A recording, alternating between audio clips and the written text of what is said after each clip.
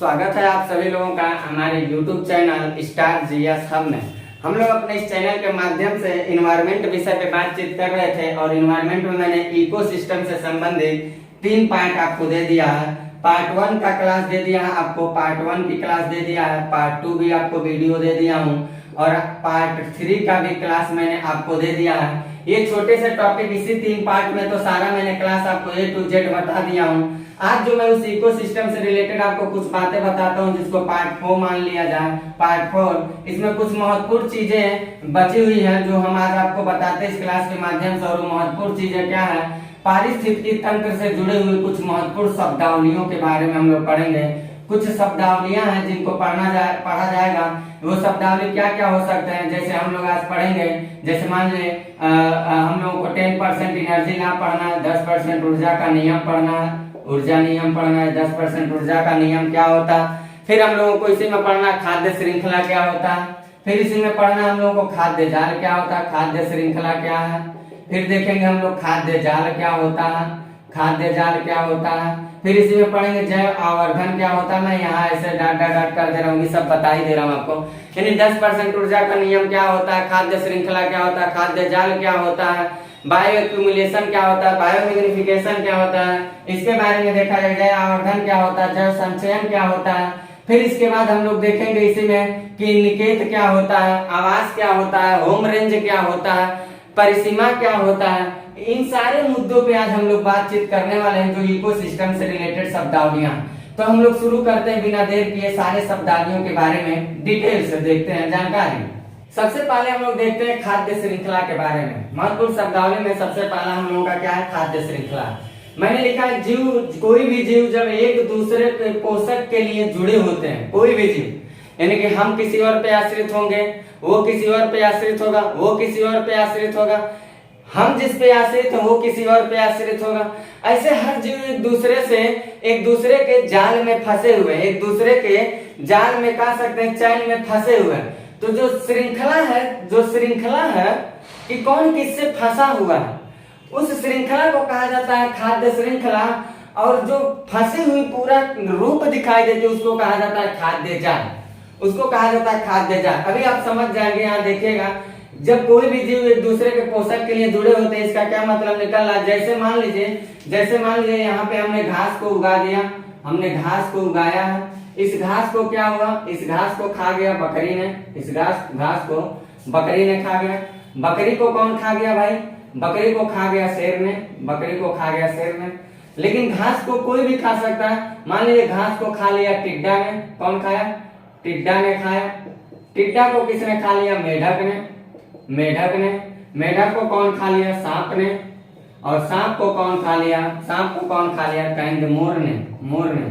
या कह सकते हैं कि बकरी घास को जो है, घास को खा गया मान लीजिए हिरन ने, और हिरन को खा गया शेर ने। या कह सकते हैं जो टिड्डा है, इस टिड्डा को मेढक खा रहा है, लेकिन इस टिड्डा को और भी प्रजाति, तो तमाम सारी प्रजातियां खा सकती हैं। मान लीजिए इस टिड्डा को कोई और खा गया, मैं इसका यहाँ लेके आ जाता। टिड्डा को मान लीजिए खा लिया चिड़िया ने, और चिड़िया को कौन खा लिया, कोई अन्य प्रजाति ने खा लिया। ठीक, तो एक बात आप समझिएगा, खाद्य श्रृंखला क्या होता है। यानी कि खाद्य एक भोजन का मुख्य घटक एक ही यहाँ दिख रहा घास, और उस घास से सारे जीवों का एक तरह से इनडायरेक्टली आहार जुड़ा हुआ है। इनडायरेक्टली जो आहार जुड़ा हुआ है, या यहाँ पे बकरी है, घास को खाया बकरी ने, और मान लीजिए बकरी को खा लिया कौन, मानव ने, मानव भी खा सकता है। ठीक, तो इस तरह से जो चैन चलता है, इस तरह से जो खाद्य श्रृंखला यही होती है। यानी कि एक जीव जो होता है वो किसी दूसरे पे आश्रित रहता है, वो जो होता है वो दूसरे पे आश्रित रहेगा, वो होगा वो दूसरे पे आश्रित रहेगा। यही प्रक्रिया जो होती है इसी को कहा जाता है खाद्य श्रृंखला। और ये जो खाद्य श्रृंखला होते हैं, इन खाद्य श्रृंखलाओं को अगर समूह में कर दिया जाए तो एक जाल जैसे बन गए। कई तरह का डायमेंशनल, हर एक दूसरे से खाने के लिए लोग लगे हैं। शेर को पाएगा तो मानव ने खा लेगा, शेर को खा लेगा मानव पाएगा चिड़िया को खा लेगा। ऐसा करके सब एक दूसरे से क्या है, जुड़े हुए लगेंगे। मानव पाएगा तो हिरन को खा सकता है, सब एक दूसरे से ऐसे जुड़े हुए मिलेंगे। तो जो ये मिल रहे हैं, जो एक दूसरे से मिल रहे हैं, ये मिलने की जो प्रणाली होती है इसी को कहा जाता है खाद्य जाल। इसी को क्या कहा जाए, खाद्य श्रृंखला को ही कहा जाएगा, खाद्य श्रृंखलाओं का समूह क्या कहलाएगा, खाद्य जाल कहलाएगा। लेकिन खाद्य श्रृंखला की तुलना में क्या होता है, खाद्य जाल अस्तित्व में होता है, खाद्य श्रृंखला अस्तित्व में नहीं होता है, खाद्य जाल अस्तित्व में होता है। खाद्य जाल ये देखिए, घास को खाई बकरी, बकरी को खाए से, और श्रृंखला में क्या, घास हो गया तो बकरी खाएगा या टिड्डा खाएगा या ये खाएगा, गाय खाएगी, भैंस खाएगी, ऐसा है। लेकिन ये एक श्रृंखला जो है अस्तित्व में दिखाई देता है। फिर खाद्य जाल में जितनी ज्यादा सघनता होती है उतना ही ज्यादा पारिस्थितिकी तंत्र अच्छा माना जाता है। एक बात बताइए, अगर घास कम है, घास कम है, घास को टिड्डा ने खाया, टिड्डा को ऑलरेडी, टिड्डा को मेढा, मेढा को सांप, सांप को मेरा, ऐसे चल रहा सर्कल, ये सर्कल चल रहा, ये सर्कल जो है कम हो रहा। जैसे इस घास को किसने खाया, हिरन ने, हिरन को मानव ने खा गया, खत्म।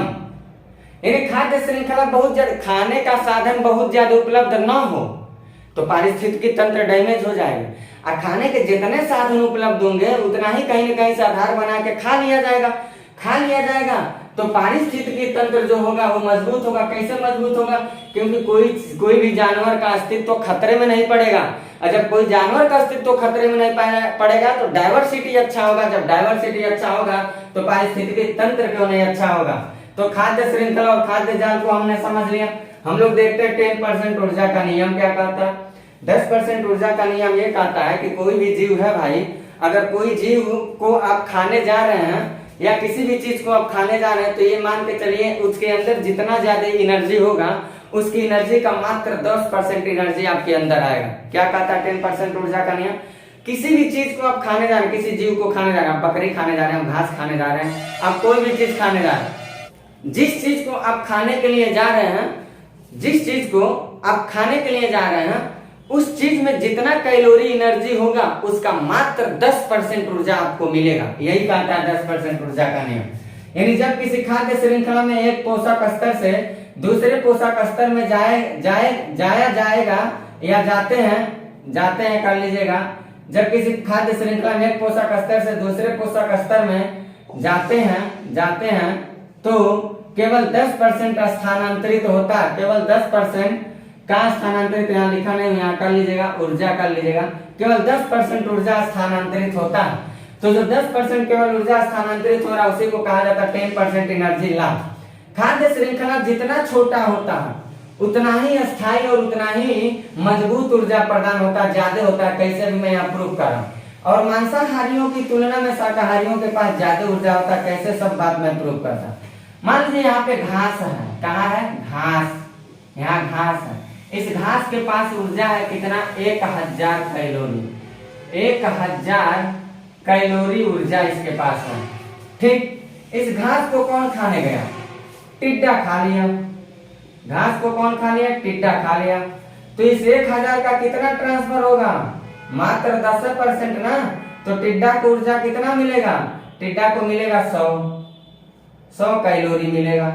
टिड्डा को मान लीजिए खा लिए मेढक महोदय जी, मेढक भी खा लिए, तो मेढक को ऊर्जा कितना मिलेगा, इसका 10% मिलेगा, इसका 10% मिलेगा जो टिड्डा के पास है। तो इसके पास 100 कैलोरी है तो इनको पास मिलेगा 10 कैलोरी ऊर्जा। फिर मेढक को मान लीजिए खा लिया सांप ने खा लिया। तो सांप जब खा लिया तो अब मेढक का 10% किसको मिलेगा, सांप को मिलेगा, मात्र 10% इसका सांप को मिलेगा। तो 10% मिलेगा तो कितना हो जाएगा, यहाँ 10% का 10 कैलोरी लिखेगा, 1 कैलोरी। और सांप को मान लीजिए खा लिया मोर ने खा लिया। तो अब सांप का 10% किसके पास जाएगा, मोर के पास जाएगा, यानी 0.1 कैलोरी, 0.1 कैलोरी। ये जो सर्कल चल रहा है इसी को कहा जाता है 10% एनर्जी ला। अब आप हमें एक बात बताइए, यहाँ लिखा हूं मैं मांसाहारियों की तुलना में शाकाहारियों के पास ज्यादा होता है। मान लीजिए घास के खा लिया, घास के पास सबसे ज्यादा ऊर्जा, टिड्डा ने खाया, टिड्डा को मेढक ने खाया, मेढक को सांप ने खाया, सांप को मोर ने खाया। इसमें सबसे ज्यादा ऊर्जा किसके पास है, जो कंज्यूमर है, तो प्रोडक्टिविटी है, प्रोड्यूसर है। कंज्यूमर में सबसे ज्यादा किसके पास है, टिड्डा के पास है। टिड्डा के पास कंज्यूमर क्या होता है, प्रोड्यूसर क्या होता है, डिकम्पोजर। पहले की वीडियो खोल के आप पढ़िएगा, सब बताया। टिड्डा के पास क्या है, सबसे ज्यादा है कैलोरी ऊर्जा, घास को छोड़ दिया जाए तो टिड्डा के पास सबसे ज्यादा है। तो टिड्डा को जैसे मेढक खाए तो इससे कम हो गया, मेढक को खाए सांप उससे कम हो। लास्ट में मोर के पास कितना हो गया, सबसे कम ऊर्जा हो गया। यानी कि मान लीजिए हम लोग मुर्गा को खाते हैं और बकरे को खाते हैं, तो मुर्गा को खाएंगे तो हम लोगों को उतना ज्यादा कोई एनर्जी नहीं मिल रहा साहब, समझिए आप आलू गर्म करके खा रहे हैं। बकरे को खा रहे हैं तो सेकेंडरी प्रोड्यूसर होता है और प्राइमरी स्तर का कंज्यूमर होता है। तो बकरे का मांस अगर खाते हैं तो आप समझिए सेकेंडरी वो क्या है, प्रोड्यूसर है, वो तुरंत कार्बोहाइड्रेट से प्रोटीन बनाने वाला वो समझिए मशीन है। वो घास को खाया यानी कार्बोहाइड्रेट को खाया और प्रोटीन का निर्माण करता है। अगला देखते हैं हम लोग जैव संग्रहण या संचयन के बारे में, बायो एक्यूमुलेशन क्या होता है। तो कुछ ऐसे रासायनिक पदार्थ होते हैं जब किसी जीव के शरीर में संग्रहित होने लगे और उनका अपघटन न, अपघटन मतलब उनका क्षय न हो, उनका अपघटन न हो तो उसे जैव संग्रहण कहते हैं। मान लीजिए कोई पौधा है, मैं यहाँ आपको बता देता हूँ। मान लेते हैं यहाँ पे कोई एक पौधा है और इस पौधा में एक कोई पौधा है, सरसों का पौधा है मान लीजिए, और इस सरसों के पौधा में कुछ विशिष्ट रसायन पदार्थ, धरती के अंदर कुछ विशिष्ट रसायन पदार्थ संग्रहित हो जाते हैं और इनका अपघटन भी नहीं होता है, धीरे धीरे पूरे पौधे के अंदर तक ये आ जाते हैं, इनका विस्तार हो जाता है। तो जो ये विशिष्ट प्रकार के रासायनिक पदार्थ जो पौधे के अंदर आकर के संग्रहित हुए हैं, इस संग्रहण को ही कहा जाता है बायो एक्यूमुलेशन। बायो एक्यूमुलेशन का कॉन्सेप्ट कुछ यही है, इसको आप याद रखिएगा। अगर हम लोग देखते हैं जैव आवर्धन के बारे में, बायोमैग्निफिकेशन के बारे में। बायोमैग्निफिकेशन क्या होता है, जब कोई भी रासायनिक पदार्थ होते हैं, कोई भी रासायनिक प्रदूषक होते हैं जो अजैव निम्नीकारक होते हैं, और वो रासायनिक प्रदूषक जब एक स्तर से दूसरे स्तर में ट्रांसफर किए जाते हैं तो उनकी मात्रा बढ़ने लगती है। तो जो अजैव निम्नीकारक की मात्रा बढ़ रही है एक जगह से दूसरे जगह ट्रांसफर होने में, वही घटना कहलाता है जैव आवर्धन की घटना कहलाती है। मान लीजिए यहाँ पे हमने घास को रखा और घास में क्या है, 1 ग्राम, घास में क्या है 1 ग्राम, एक घास के अणु में, एक घास में हमने 1 ग्राम क्या डाला, प्रदूषक डाला है, या कह सकते हैं घास में कीटनाशक कोई दवा का हमने प्रयोग किया है। तो यहाँ पे हम लिख देते हैं कीटनाशक, ये दवा है, मान लीजिए कीटनाशक दवा है, ये 1 ग्राम कीटनाशक दवा घास में डाला हमने। अब हम देखते हैं घास को कौन खाया। मान लीजिए घास को 3 टिड्डा मिल के खाते हैं, 3 टिड्डा घास को खा जाते हैं। तो 3 टिड्डा जब मिलके घास को खाते हैं तो एक घास में, घास कोई एक टिड्डा है, ये टिड्डा क्या करता है, घास के 3 अणु को खाता। तो एक घास में 1 ग्राम था, 3 घास को खाया, यानी कि 3 ग्राम क्या हुआ उसके अंदर, 3 ग्राम उसके अंदर कीटनाशक दवा चला गया, 3 ग्राम उसके अंदर कीटनाशक दवा चला गया। अब इस टिड्डे को खाने के लिए कौन आ रहा है, मेढक आ रहा है, और मेढक क्या कर रहा है, मेढक 5 टिड्डा को खाएगा। तो एक टिड्डा के अंदर 3 ग्राम है तो 5 टिड्डा खाएगा तो कितना होगा, कीटनाशक दवा की मात्रा उस टिड्डा के अंदर हो जाएगा 15 ग्राम, उस मेढक के अंदर कीटनाशक दवा आ जाएगा। अब इस मेढक को कौन खाने आए हैं साहब, अब मान लीजिए इस मेढक को सांप महोदय जी खा रहे हैं, और एक सांप जो है वो 10 मेढक को खाता है, एक सांप 10 मेढक को खाता है, और एक मेढक के अंदर 15 ग्राम कीटनाशक है। तो 10 मेढक के अंदर कितना होगा, तो 150 होगा, यानी सांप के अंदर 150 ग्राम कीटनाशक दवा चला गया। अब सांप को खाने के लिए मान लीजिए मोर साहब आते हैं, तो मोर क्या करता है, 2 सांप को खाता है, 2 सांप को मोर अकेले खाता है, और एक सांप के अंदर 150 ग्राम कीटनाशक दवा है। तो एक मोर जब 2 सांप को खाएगा तो मोर के अंदर कितने कीटनाशक दवा आ जाएंगे, 300 ग्राम आ जाएंगे। तो ये जो सर्कल चल रहा है, इसी सर्कल को कहा जाता है जैव आवर्धन या बायो मैग्निफिकेशन बोला जाता है। यानी कि हमने देखा घास में बस 1 ग्राम कीटनाशक दवा था, लेकिन 1 ग्राम में कीटनाशक दवा 300 ग्राम कीटनाशक दवा अंतिम रूप से जो उपभोक्ता था, उस अंतिम उपभोक्ता के पास 1 ग्राम कीटनाशक दवा 300 ग्राम कीटनाशक दवा के रूप में कन्वर्ट हो रहा है। यही घटना क्या कहलाएगा, जैव आवर्धन कहलाता है। अगला चीज हम देखते हैं निके या निकेत क्या होता है। जब किसी भी पारिस्थितिकी तंत्र में किसी प्रजाति का मिलने का जो स्थान होता है, वो प्रजाति जो दो प्रजाति जब आके अपना मिलन स्थान जहाँ करते हैं, उसी मिलन स्थान को कहा जाता है निके या निकेत कहा जाता है। याद रखिएगा, इन्हें जैविक भौतिक रासायनिक क्रिया की जरूरत होती है। ये बात स्पेशल पूछा हुआ है। निके या निकेत में जैविक भौतिक रासायनिक क्रिया की जरूरत होती है और दो समान जाति के जो जीव होते हैं उनका निके समान रूप से संभव नहीं हो सकता है। अगला बात हम लोग देखते हैं आवास स्थल के बारे में। तो आवास स्थल क्या होता है? ये जीवों का विश्राम स्थल होता है, बस इतना ही जानिएगा। जीवों का जो विश्राम स्थल होता है वो आवास स्थल के नाम से जाना जाता है। होम रेंज क्या होता है? जब कोई भी जीव होता है, कोई भी जीव को आप ले लीजिए, वो कितनी दूरी तक अपने भोजन की पकड़ बना के रखा है, जितनी दूरी तक वो भोजन की पकड़ बना के रखेगा उतनी दूरी को हम लोग होम रेंज कहते हैं।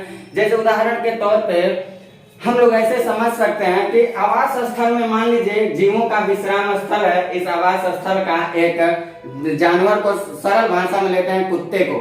कुत्ते के जो आवास स्थल है, वो कुत्ता अपने आवास स्थल से क्या करता है, 50 घर की चारों दिशाओं में 50 घर तक वो दौड़ दौड़ के जा रहा भोजन खाने के लिए। उतने दूरी तक वो जा रहा भोजन के लिए। तो जितने दूर घर तक वो भोजन के लिए जा रहा, उतना घर उसका क्या हो जाएगा, होम रेंज कहलाएगा। उतना घर उसका होम रेंज कहलाएगा। इतनी सारी शब्दावली को आप याद रखिए और इतने का स्क्रीनशॉट लीजिए। फिर इसके बाद हम पहुंचते हैं अभी हम जैव पारिस्थितिकी तंत्र के अगले शब्दावली के पास। तो इसका लीजिए आप स्क्रीनशॉट।